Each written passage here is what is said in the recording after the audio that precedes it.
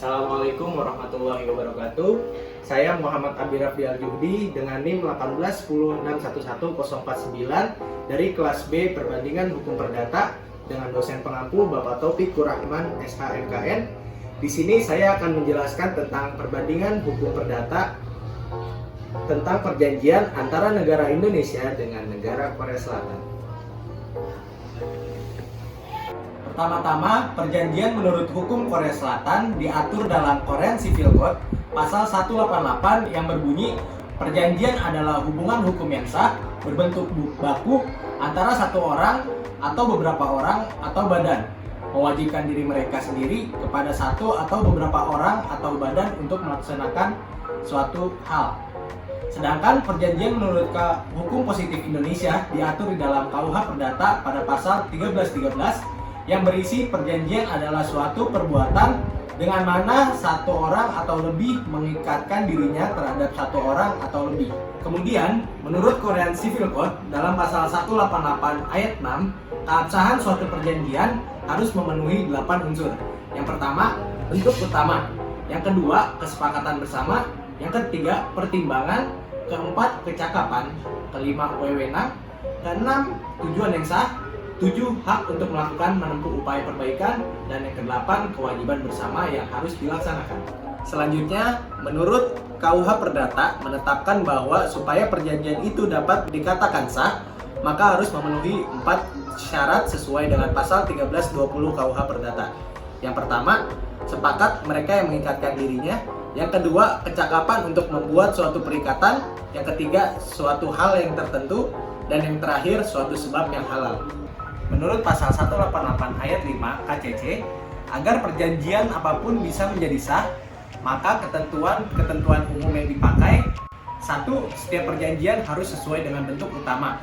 Yang kedua, para pihak boleh memilih, menambahkan, mengurangi ketentuan-ketentuan yang ada sepanjang tidak bertentangan dengan ketentuan baku. Yang ketiga, ketentuan-ketentuan umum tidak boleh diubah karena akan mengubah arti perjanjian utamanya. Dan yang keempat, ketentuan baru boleh dimasukkan dalam perjanjian jika berhubungan dengan informasi mengenai industri, barang-barang, jasa-jasa, atau beberapa teknik lainnya. Sedangkan menurut pasal 1338 KUH Perdata, semua perjanjian yang dibuat secara sah berlaku sebagai undang-undang bagi mereka yang membuatnya. Ketentuan ini memberikan kebebasan bagi para pihak untuk 1. Membuat atau tidak membuat perjanjian. 2. Mengadakan perjanjian dengan siapapun. 3. Menentukan isi perjanjian, pelaksanaan, dan persyaratannya. Dan yang keempat, menentukan bentuk perjanjian, tertulis maupun tidak tertulis. Menurut pasal 190 ayat 4 KCC, syarat-syarat penyusunan perjanjian meliputi 1. Adanya persetujuan. 2. Dilakukan oleh orang yang mampu atau cakap.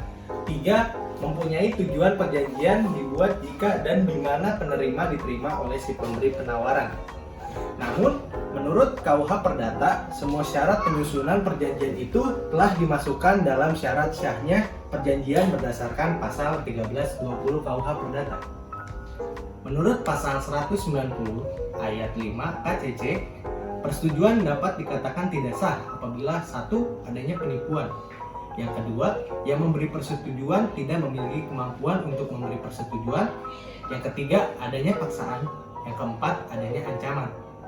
Namun, menurut KUH Perdata Indonesia, perjanjian dikatakan tidak sah jika melanggar persyaratan sahnya perjanjian yang diatur dalam pasal 1320 KUH Perdata.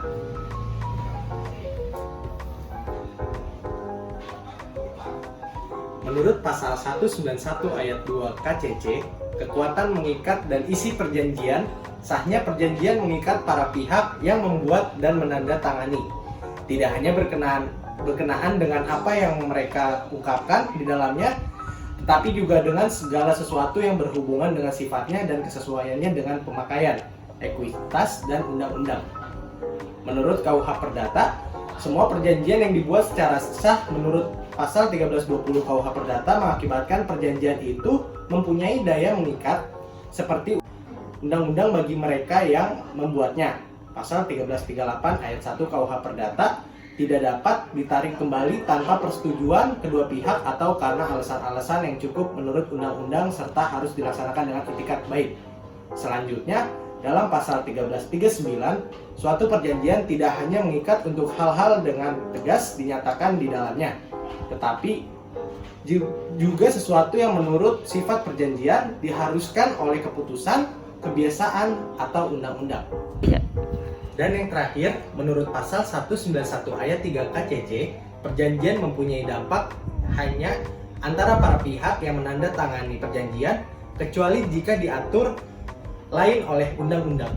Sedangkan, menurut pasal 1340 KUH Perdata, suatu perjanjian juga hanya berlaku antara pihak-pihak yang membuatnya. Suatu perjanjian tidak dapat membawa kerugian kepada pihak ketiga. Demikian pemaparan yang dapat saya sampaikan. Kurang lebih mohon maaf. Sehat selalu untuk kita semua. Abi Rafdi pamit undur diri. Assalamualaikum warahmatullahi wabarakatuh.